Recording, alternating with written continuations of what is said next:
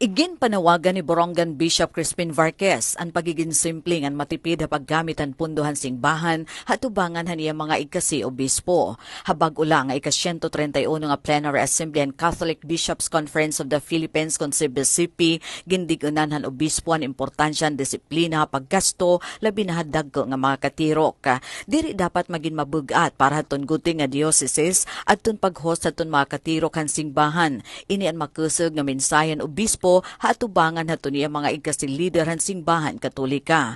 Sumalakan Bishop Varquez kinahanglan nga iwasan aton sobra nga kagarbo o ang tinatawag nga lavish hospitality nga nagiging kausahin daka nga gastos para haton mga host na diocese nga posible pa maging iskandalo hapanlantaw han mga tumuruo. Siring pa niya kung magpapabilin nga simple nga matipidan mga katirok mas damo nga mga dioceses aton mag-ientresar ha pag-host ha mga masunod nga plenary assembly.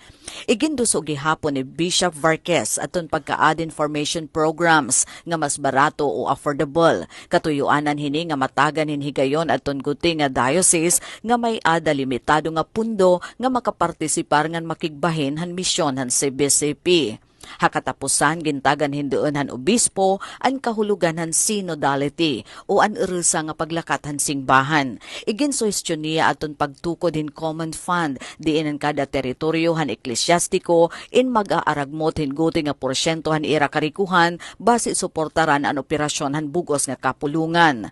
Ginpahinomdom gihapon niya mga ikasi pastor nga ang kada obispo aktibo man o retirado indiri dapat tagden nga mabugat nga karga kundi usa nga bugto hauusa nga misyon.